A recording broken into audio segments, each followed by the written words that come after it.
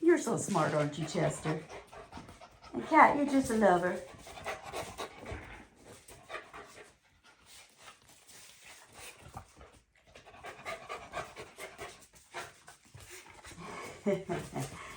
So little Cat, smallest of Kira's litter, so she's very easygoing, very intelligent. She's used to being pushed around by the bigger puppies. She has she's just a lover. She just loves for you to pick her up and hold her and give her love because she's usually just getting pushed around by the bigger puppies. Look at her, pick me up, I love you, love you, love you. But she's very, look at her. But she's not going to jump up on me. She's just going to be very calm and sweet. Hi, and you just go big. But playful too, look at her. See, I don't even think she weighs 18 pounds yet, so maybe. Oh, see, Chester took it away. Chester's coat is amazing. You kissed my phone. I know I said your name. And then you said, Kenneth. You got the toy back, didn't you, Cat? So, Chester, back to your coat. Isn't that amazing? Look at his coat. It's just like this. It's not like a poodle coat. It's like this ringlet, I want to say. And poodles aren't really like ringlets. He's like, yeah, it's just really cute. Because look how fuzzy and that tail is, like a wide, fuzzy tail. Poodles' tails aren't really, it's more, poodles have more like a fuzzy frizz coat to them. And he's like a beautiful curly coat. Look at that. Love it.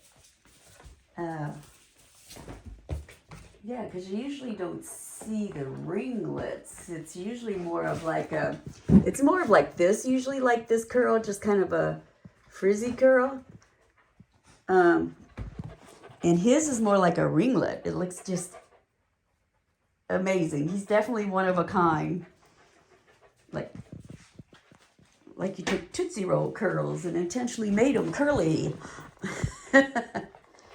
Hi, Chester. So Chester's definitely playful. Chester would be wonderful for a family with a bunch of kids. He'd just be happy to go lucky, run from one person to another, wanting attention, don't you? And I know somebody was asking me about an apartment dog. So maybe for an apartment cat would be better because she's pretty laid back and not that Chester isn't, but Chester's our playboy. He is just play, play, play. Give me a toy, give me a toy, right? Give me a toy. Look, you just want somebody to play with, don't you?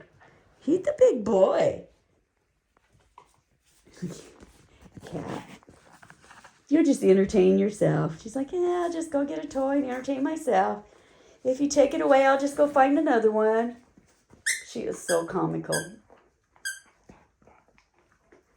I have her cousin in the house from Joplin's litter. Joplin and Kira are sisters. And I tell you what, that little bit of Irish in them just gives them a spunk. A little spunky love, I want to say. Because they are loving, that's for sure. Did you find, what do you hear? He found the water down there. Yes, Chester found the water down there. You don't miss anything, do you? We're so smart, Cat. I know. If I had an extra hand, I'd be grabbing you and petting you. You're just going to lay at my feet for attention. So adorable. Mommy loves you, Chester. Mommy loves all her dogs for different reasons.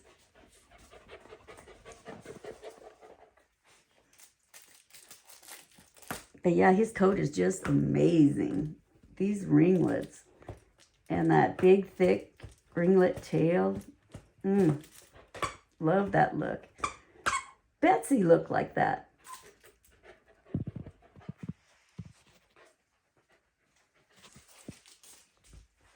Big red girl that I had here. Yeah.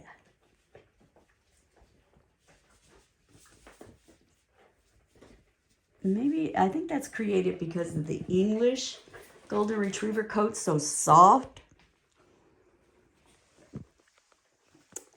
So with the English, I love breeding with them. First, you have overall health. The English Golden Retriever lifespan is 13 to 18 years, and they'll be very healthy. The American Golden Retriever lifespan is 8 to 11 years, with 80% of them developing cancer by 8 years old. And that's just due, I will blame AKC for that, because AKC has no regulations on breeding their dogs. You just have to be AKC registered. To an AKC registered dog, you can register the offspring AKC. So in the UK, where these English Golden Retrievers have been imported from, and they're the white ones. They're these white dogs right here. You can see on my new vet poster. They're shorter dogs, but they look bigger boned, and they have that big featured. I've had many English girls that I've imported from Russia, and they've all weighed about 45, 48 pounds. And the biggest male I've ever seen is 68 pounds. So even though they look big, they're shorter to the ground. Their legs are shorter, and their body length is shorter. They haven't gone crazy. You know, I've seen American Golden Retrievers weigh 180 pounds, and they have this really long body length. So their conformity has stayed very true to size. And that's because in the UK, in order to register a litter of puppies, both parents must be show champions, and they must be health tested, and that includes DNA testing, eye certifications, and OFA testing. So then every generation stays very healthy. So that's why they have that longevity rating of 13 to 18 years and a very healthy lifespan. So what the breeders do in the UK is they will keep all their puppies until they're 7 months old. They send them off to the show ring. And then if the puppies don't make their junior championship ribbon, then they will sell those puppies. And then that's how I was adopting my puppies in the beginning. They were like 7 months old, and I was importing them over here. And then I was going to Paris and getting my poodles. I got some Moen poodles and some standard poodles. So I have some very healthy bloodlines even to start out with. And then I found out that it's just very hard for me to find additional bloodlines that are healthy. So I just keep, intertwining, I want to say, going through my dogs. Say about every 5 generations back, you'll find me having like a Chewbacca dog back in there. So you could probably about every 2 or 3 generations. They say you can back cross every other generation, but I don't. I like going back about every 5 generations. Just because I don't like seeing the same names on a pedigree. That's just me. I'm pretty anal and pretty precise. I'm like this perfectionist, if you haven't guessed already. But so my lines are very pure, very healthy. And of course, we start with the early stimulation training, all of our dogs, and then we just keep doing that until they leave here. So they stay with that training, because no matter how long they're going to be here, they need to be well behaved, because we're working with them every day. And if the dogs were in here chewing up my room and destroying everything, I'd be losing my mind. Look at them. Aren't they adorable? I mean, Cat is... Oh. I mean, for every situation, whoever's going to adopt these dogs, if you want that lazy dog, that's a lap dog, you can get Cat. And as you see, she would still love to go for walks, love to run, love to play fetch. But then she'd love to come back in the house and just sit up by your lap and follow you around. And then Chester, oh my gosh, could you imagine? He'd be some boy's best friend. Yeah, he just loved to play fetch and run around. So he has a little bit more energy. And for a working class dog, that would be great. Working class dogs need more of a higher energy drive. So when I have a trainer come here to pick out a puppy for a working class dog, they're looking for a puppy with a higher energy drive. And that's because they do need that working class dog. If they're going to be a bomb sniffer, cadaver sniffer, if they're going to be a seeing eye dog, whatever, they do need to have a higher energy drive. So whatever situation you're looking for that puppy, those are the two classifications I would put these dogs in. I know, Daddy was out there. You waiting for the door for Daddy? Can you ring a bell to go outside? Do you want to show them? Get that toy. Get that toy. Oh, got that squeaky. Get that squeaky. Each of our puppies go home with their, it's like a lead. It's a show lead. So you have your leash collar combination. So you can walk them on their way home if need be.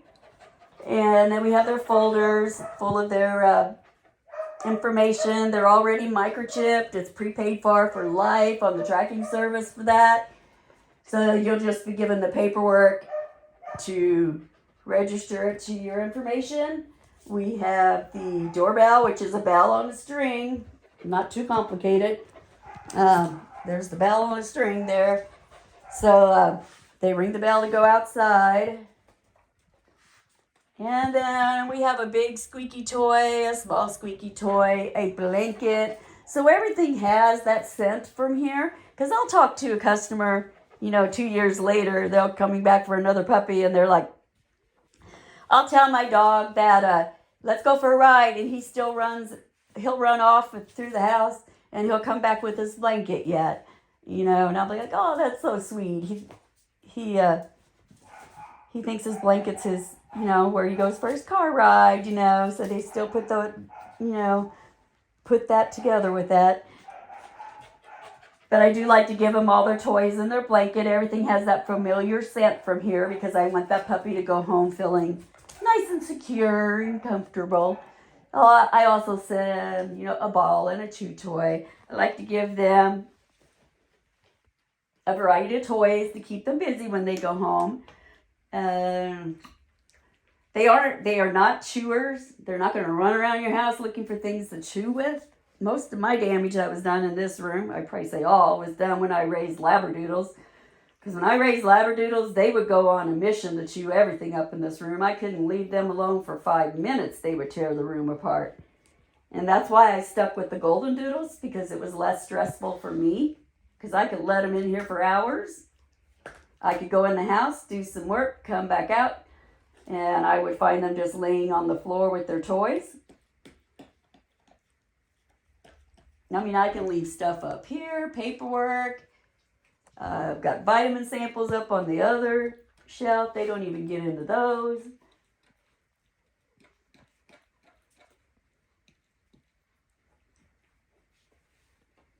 What I suggest for the young puppies that are 8 weeks old, I always like to put them in a carry crate, like a soft-sided crate on the bed with me, so they don't have a separation anxiety those first few nights at home. And that also gets them used to being in a crate by themselves. So for these big ones, I would say put their crate on the nightstand next to your bed or a chair next to your bed. And the key is going to be eye level. They must be at eye level. Because right now, if these puppies wake up in the middle of the night, they look over, they see all their buddies are sleeping, they feel calm and relaxed, and they go back to sleep.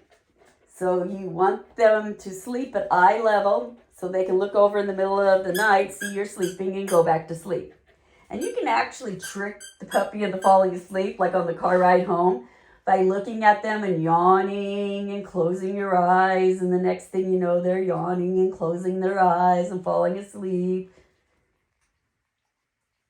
Yeah, so the last one, Lucy, not the last one I took in the house, because the last one I took in the house, I had a soft-sided crate that was a little larger, and I put it on the bed with me. And actually, by the second night, I just let her sleep in the bed with me because my husband wasn't home. And these guys are probably old enough and well trained enough. You could just let them lay on the bed with you too,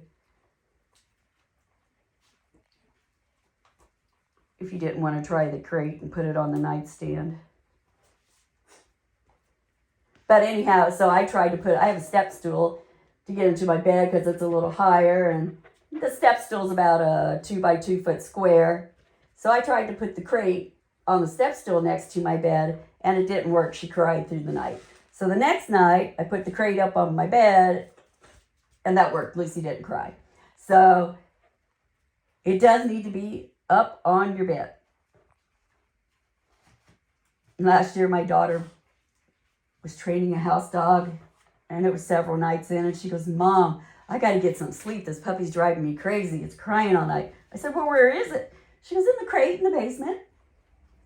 I said, do you forget our training to put it in a crate in your bedroom? She goes, oh yeah, I didn't think about that. Comes to work the next day. She said, finally, a good night's sleep. I said, so even, we could train puppies over and over, and we still even forget our own information. So what I do is I have a welcome letter, and I don't even know, it's probably 15 pages long, 20 pages long by now, of just everything that I can think of, just helper information like that I've written down to get you off to a good start. And after you submit a deposit or buy a puppy, I email that to you. And that is your most valuable thing you can read, get you off to a good start, get you going.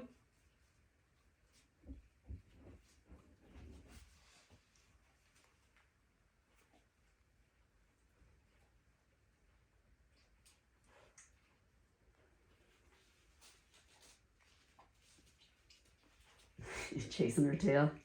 Yeah, I always forget to, a puppy is work, that's true. But I will tell you, I've never taken a puppy in the house until they're at least 14 to 15 weeks old. I've left them with their entire litter till all the puppies gone home in that litter. And I've done that, so it was easier to potty train them. And they say a puppy doesn't have memory until they're 12 weeks old. So if you're potty training them, it's you that's learning their schedule. So that's why I always waited till later, because they can hold their bladder longer. So it's always been easier for me and faster for me to house train them. So at this age, it's still a little work. You're going to look at investing about 3 weeks into their training. So 3 weeks versus 3 months training. And yes, I do have a special deal right now on, adopting puppies. Even a bigger deal if you buy 2 or you team up with a family member or friend to buy 2, because I have this to deal with.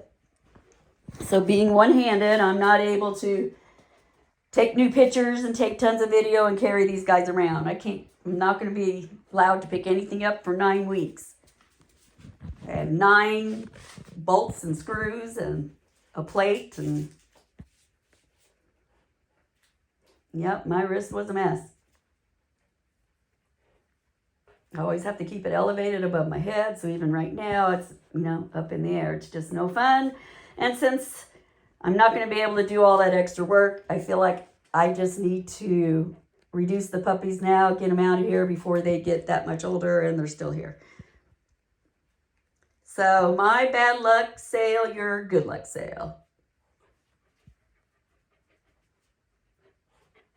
Hi, Vivi. And I always say it's easier to train a dog in the wintertime as well. Because in the summertime or in the spring, your dog gets outside and all of a sudden they catch a whiff of some, fresh plant in the air, and they freeze and their little nose starts twitching and they're smelling something in the air. And they completely forget they need to go potty. And then you're walking around 20 minutes later before they remember they need to potty. Whereas in the wintertime, I open the door and I put them out the door and I wait inside where it's warm. And then as soon as they finish going potty, I open the door and call them back in. And then they run back in because they get cold too. And they're people dogs. They want to be right with you. So if you're house training them in the beginning too, they don't need a lot of energy. These dogs, they get enough energy just following you around the house. As soon as they potty, I would probably bring them back in the house, or I would, because you don't want them to take a long time to go potty. I mean, you want them to just, as soon as you get outside, stop, drop, potty.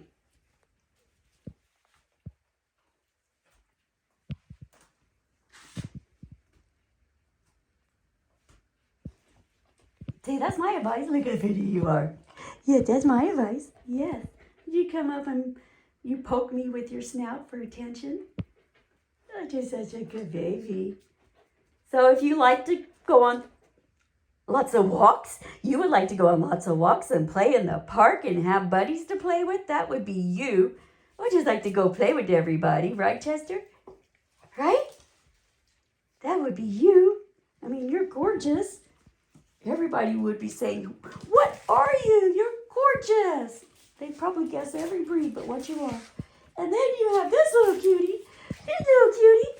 I wish I could keep you all. My husband cut me off at 3. I mean, he cut me off at 1 years ago. And we have 3 in the house. And he wouldn't have it any other way.